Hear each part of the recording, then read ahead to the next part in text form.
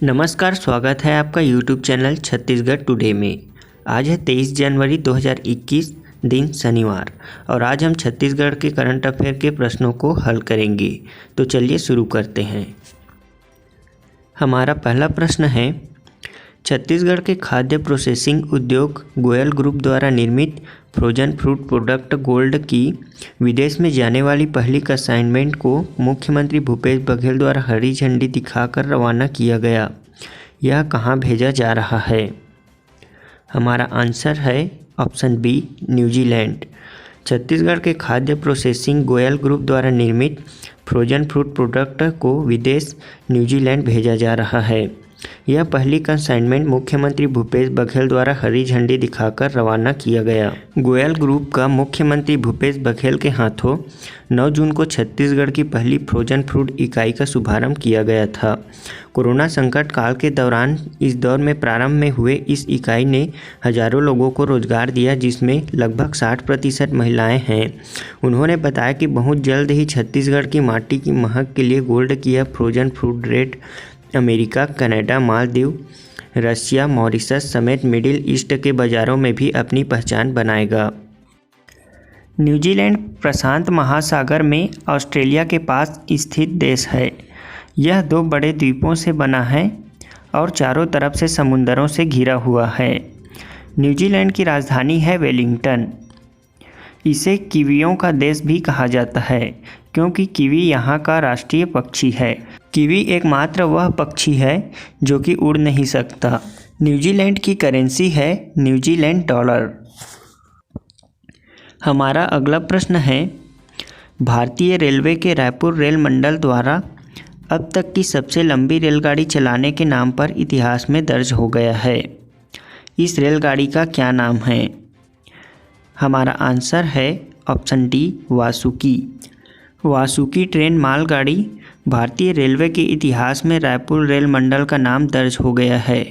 ये नाम अब तक की सबसे लंबी रेल चलाने के लिए हुआ है। इसमें 295 मालगाड़ी डिब्बे समेत कुल 300 वैगन थे, जिसकी कुल लंबाई 3.5 किलोमीटर थी। इसमें सबसे बड़ी बात यह थी कि यह ट्रेन रिमोट प्रणाली यानी कि DPWS से चलाई जा रही थी।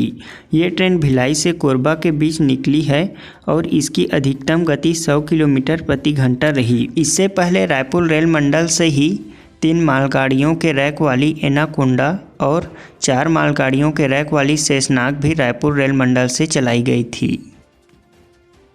हमारा अगला प्रश्न है, छत्तीसगढ़ शासन के जल संसाधन विभाग द्वारा रेहर अटेम लिंक परियोजना के सर्वेक्षण के लिए 1 करोड़ 42 लाख रुपए की प्रशासकीय स्वीकृति प्रदान की है। यह रेहर बहराज किस जिले में निर्माणाधीन है? हमारा आंसर है ऑप्शन ए, सूरजपुर जिले में। छत्तीसगढ़ शासन के जल संसाधन विभाग द्वारा सूरजपुर जिले की रेहर अटेम लिंक परियोजना के सर्वेक्षण के लिए 1 करोड़ 42 लाख रुपए की प्रशासकीय स्वीकृति मुख्य अभियंता हंसदेव गंगा कछार अंबिकापुर को दी गई है।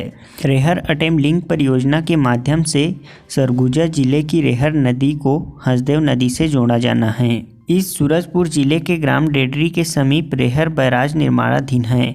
यहाँ से पानी चैनल के माध्यम से ग्राम परसापाली के समीप बिछली नाला में छोड़कर झिंक नदी से जोड़ना प्रस्तावित हुआ है। हमारा अगला प्रश्न है, छत्तीसगढ़ में सेकेंडरी स्तर पर कक्षा 9वीं से 12वीं तक के अध्ययनरत बच्चों को नवीन तकनीकों का प्रयोग कर सरल सहज ढंग से अध्यापन कराने के लिए किसका गठन किया जाएगा? हमारा आंसर है option D, professional learning community PLC का। छत्तीसगढ़ में सेकेंडरी स्तर पर कक्षा 9वीं से 12वीं तक के अध्ययनरत बच्चों को नवीन तकनीकी का प्रयोग कर सरल सहज ढंग से अध्यापन कराने वाले शिक्षकों को अनुभव को साझा करने के लिए उच्च माध्यमिक स्तर पर सभी विषयों के लिए प्रोफेशनल लर्निंग कम्युनिटी PLC का गठन किया जाएगा। यह PLC प्राथमिक स्तर पर गठित PLC के समान ही होगी। राज्य स्तर पर उच्चतर माध्यमिक स्तर की गठित होने वाली यह समिति शिक्षकों को और बच्चों को अकादमिक सहयोग प्रदान करेगी।